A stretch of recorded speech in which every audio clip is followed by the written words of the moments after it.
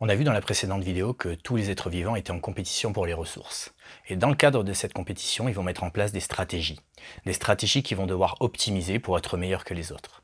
Ces stratégies ne sont pas conscientes, elles ont été sélectionnées par l'évolution. Au niveau de l'être humain, on pense pouvoir contrôler ces stratégies. Et si au final, c'était elles qui nous contrôlaient?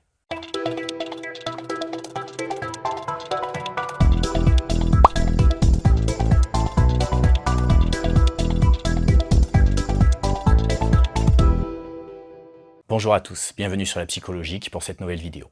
On l'a vu, donc les êtres vivants sont dans une course pour la compétition et dans le cadre de cette course, ils mettent en place des stratégies pour pouvoir optimiser leurs chances d'être parmi les premiers. Alors il faut bien comprendre que ces stratégies ne sont pas des stratégies conscientes. Les organismes vivants ne sont pas là en train de se dire tiens, qu'est-ce que je vais pouvoir faire pour être meilleur? Ça, on l'a au niveau de l'être humain. Mais à la base dans le vivant, on a déjà tous des stratégies qui sont intégrées en nous et sur lesquelles on a très peu de pouvoir. Alors si on veut donner quelques exemples, on l'a vu dans les précédentes vidéos, par exemple au niveau des tortues, la stratégie reproductive des tortues c'est quantitatif, ça veut dire qu'on fait énormément de petits bébés tortues, comme je l'ai expliqué la dernière fois, pour qu'il y en ait quelques-uns qui survivent. Au niveau de l'être humain, c'est une stratégie qui est beaucoup plus qualitative, les femmes vont avoir 1, 2, un peu plus peut-être, mais pas énormément d'enfants, et énormément de soins vont être apportés à cet enfant pour pouvoir le voir grandir et que la vie se perpétue.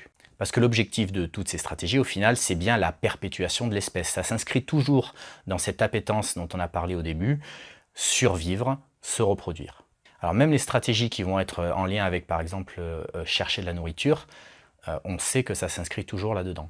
Mais elles vont être diverses et variées en fonction des fonctions qui vont leur être attribuées. Donc dans le vivant en général, ça va être essentiellement subvenir aux besoins physiologiques primaires, manger, boire, dormir, se mettre en sécurité, se reproduire, et ensuite il y a la notion de territoire, construire l'habitat, etc. Mais bon, c'est toujours très lié, c'est-à-dire que par exemple dans les sociétés animales, la notion de territoire, elle est beaucoup liée à la notion de chasse, donc à la notion de besoin physiologique de manger.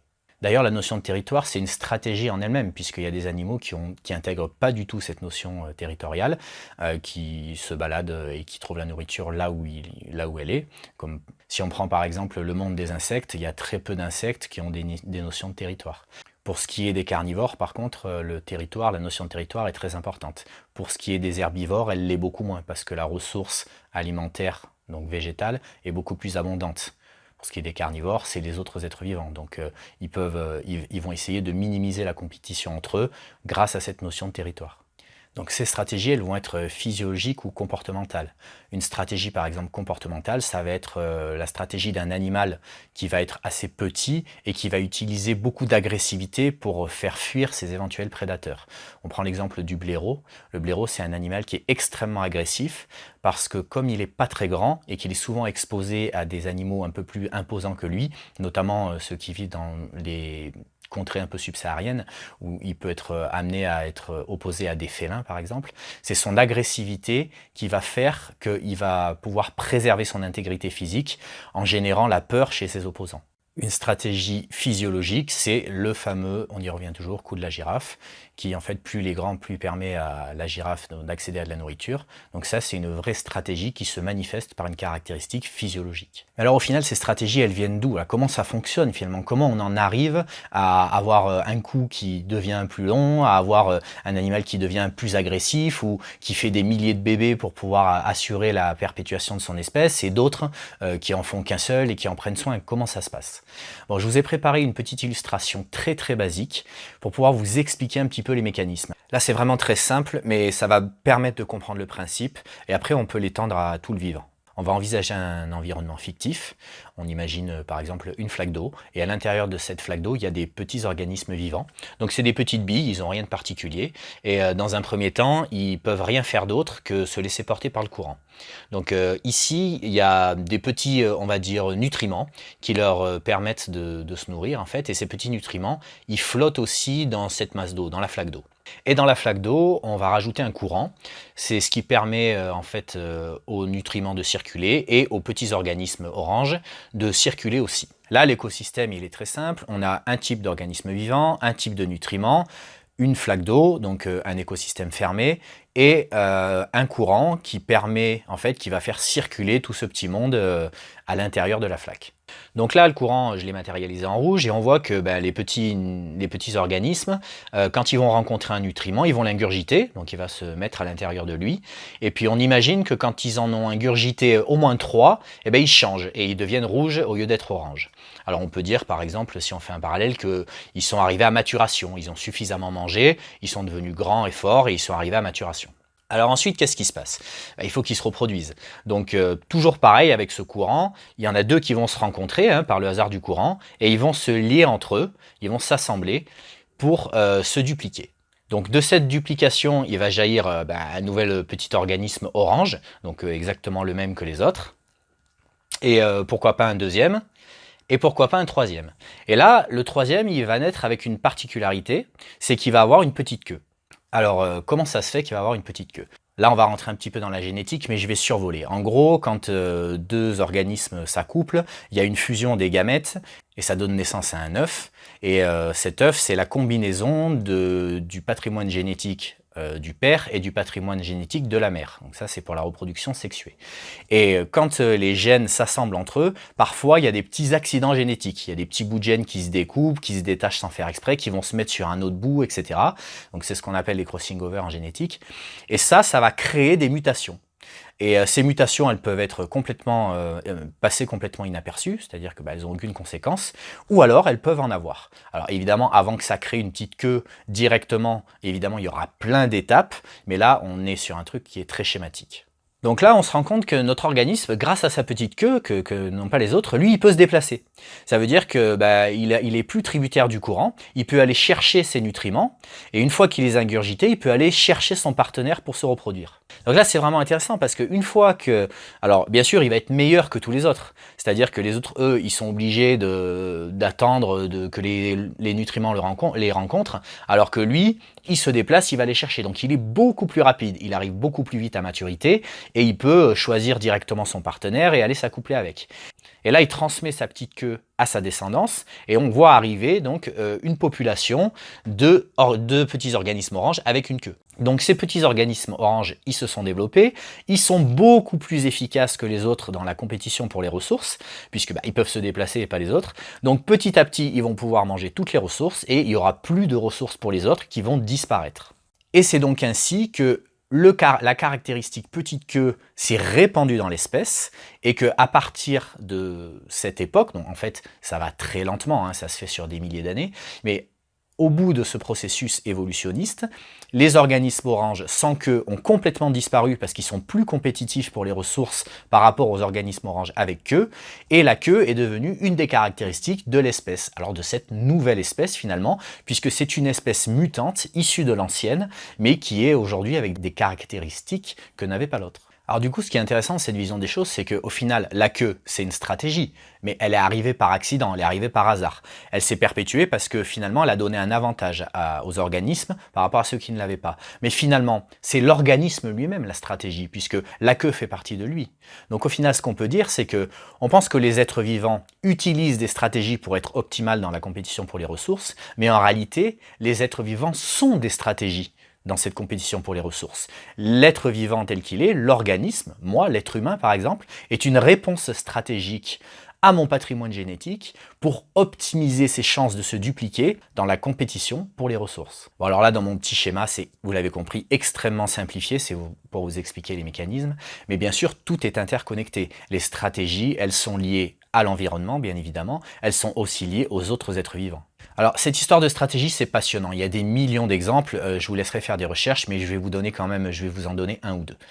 Si on prend par exemple une proie et son prédateur, admettons la gazelle et le guépard. La stratégie du guépard pour attraper la gazelle, c'est de courir extrêmement vite. Alors, on le sait, c'est l'animal le plus rapide terrestre, qui fait des pointes à 120 km/h, mais il ne peut pas les tenir très longtemps.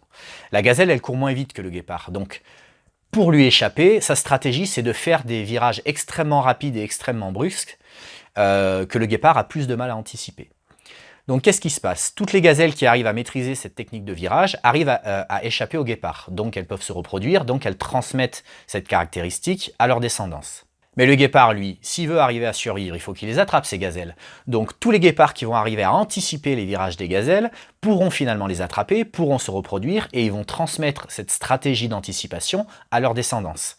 Et ainsi de suite, les gazelles vont tourner de plus en plus vite pour échapper à l'anticipation des guépards, et les guépards vont anticiper de plus en plus tôt. Donc ces deux stratégies vont évoluer l'une avec l'autre, elles sont absolument interconnectées. Donc ça, on le trouve entre deux espèces, mais on va retrouver aussi ces connexions au sein d'une même espèce. En ce qui concerne l'être humain, par exemple, si on prend au niveau de la reproduction, les stratégies pour l'homme et la femme, elles vont être différentes. Pourquoi?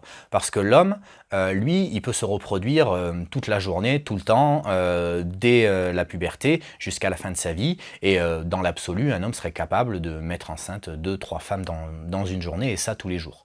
Donc sa stratégie, elle a intérêt à être quantitative, c'est-à-dire que plus il aura de partenaires, plus il aura de chances de dupliquer son patrimoine génétique. La femme, elle par contre, sa stratégie, elle est complètement différente parce que l'acte reproductif est beaucoup plus impliquant. Une femme, quand elle tombe enceinte, c'est 9 mois de gestation. Ensuite, il faut qu'elle s'occupe de l'enfant puisqu'il n'est pas du tout autonome. Donc elle ne peut pas envisager avoir un nombre extraordinaire d'enfants. En plus, elle est gérée par ce cycle donc des premières règles jusqu'à la ménopause. Donc son cycle est beaucoup plus court que celui de l'homme. Donc si elle veut avoir une chance d'optimiser sa stratégie reproductive, elle doit être beaucoup plus sélective que l'homme, et donc elle va adopter une stratégie qualitative. Et ça va expliquer énormément de choses sur les différences entre les hommes et les femmes. Mais on y reviendra et je ferai une vidéo spécialement dédiée à ça. Mais en deux mots, ce qu'on peut dire, c'est que c'est pour ça que dans nos sociétés actuelles, c'est plutôt l'homme qui courtise la femme et non pas le contraire, parce que la femme étant beaucoup plus qualitative dans sa sélection, elle devient la ressource, elle est beaucoup plus rare, l'ovule est beaucoup plus rare que les spermatozoïdes, même chez un seul être vivant, donc la femme est la ressource, donc c'est à l'homme de rentrer en compétition avec les autres hommes pour cette ressource qui est rare et qui est la femme. Ça explique énormément de choses dans nos rapports. Et puis ces stratégies, elles vont avoir des déclinaisons. Par exemple, dans le cas d'un danger, un animal, il va avoir deux possibilités. Soit fuir, soit combattre. Il a une stratégie de fuite qui est mise en place et il a une stratégie de combat. La plupart des animaux ont des techniques entre guillemets de combat qui sont prédéterminées et qui vont pouvoir déployer quand ils sont vraiment en danger. Alors comment ils vont décider s'il fuit ou s'il combat? Prenons le cas d'un prédateur qui a attrapé une proie et il y a un autre prédateur qui arrive pour lui disputer cette proie, de félins par exemple, de lions.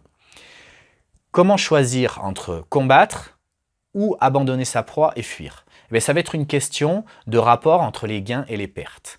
Et ça, c'est vraiment très important. Alors, je vais le développer dans la vidéo d'après, sur le principe économique. Mais cette circonstance-là, ce calcul inconscient, bien sûr, qui va être fait par l'organisme, va déterminer son action et la stratégie qu'il va adopter face à une situation. Alors quand on parle de stratégie, il faut aussi aborder la notion de parasitisme. Ça, c'est très particulier.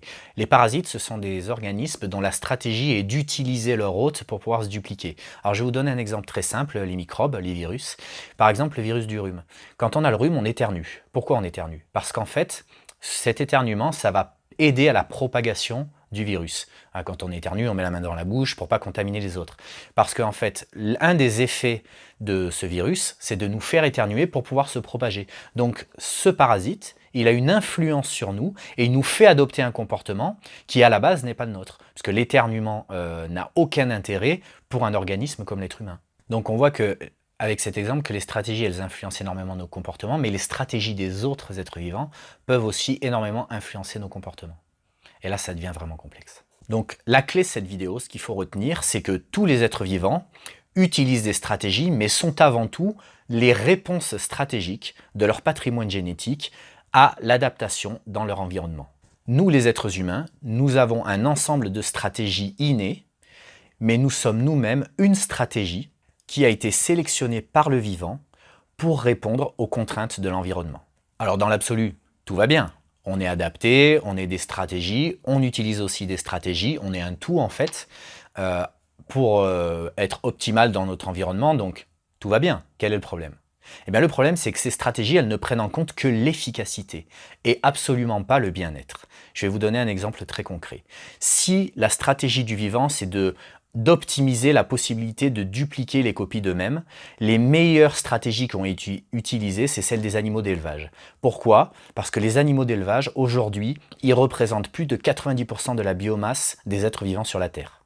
En gros, ça veut dire qu'il y a plus de cochons, de vaches et de poulets que de n'importe quel autre être vivant, toute espèce confondue sur cette Terre. Donc d'un point de vue évolutif, c'est parfait. C'est la stratégie optimale, d'avoir fait en sorte que l'organisme soit comestible pour l'être humain, d'avoir utilisé l'être humain pour que lui s'occupe de la duplication de ces organismes-là. Mais au point de vue du bien-être, c'est catastrophique. Ces animaux ont la condition de vie la plus misérable qui existe. Les animaux d'élevage, c'est dramatique. Donc, quelque part, la stratégie, oui, elle est optimale. Oui, elle est d'une efficacité redoutable du point de vue évolutionniste. Du point de vue du gène, elle est redoutable aussi, puisqu'il n'y a jamais eu autant de copies de moutons, de cochons, de vaches ou de poulets dans toute l'histoire du vivant. Mais par contre, au niveau du bien-être, au niveau de la qualité de vie, c'est dramatique. Et nous, les êtres humains, on subit aussi ça. C'est-à-dire que on est les stratégies, on est complètement contrôlé par nos stratégies, puisque finalement on est une stratégie, comme on l'a vu. Mais ces stratégies, à la base, qui ont fait de nous ce que nous sommes aujourd'hui, ne prennent absolument pas en compte la notion de bien-être. C'est pour ça que la condition de l'humain est très difficile. Parce que ce qui est efficace, c'est pas ce qui nous rend heureux. Un deuxième gros problème qui concerne l'être humain, c'est que les stratégies qui ont été mises en place au niveau de notre organisme, elles ont été mises en place dans une époque où l'environnement était complètement différent de ce qu'il est aujourd'hui. Donc il y a eu 200 millions d'années d'évolution pour faire ça, dans un environnement très particulier, et cet environnement, il n'a plus rien à voir avec l'environnement dans lequel on vit aujourd'hui. Donc on est complètement dénaturé. Ce pourquoi on a été fait ne correspond plus à ce qu'il faudrait aujourd'hui, et ça pose tous les problèmes qu'on connaît. Et c'est une des explications du sentiment qu'on a d'être complètement dénaturé et que ce qu'on fait n'a absolument plus aucun sens. Dans la prochaine vidéo, on va parler du principe économique et on va voir que c'est une loi un peu universelle qui régit tout le vivant, et ça va nous permettre de comprendre pourquoi une stratégie est utilisée plutôt qu'une autre.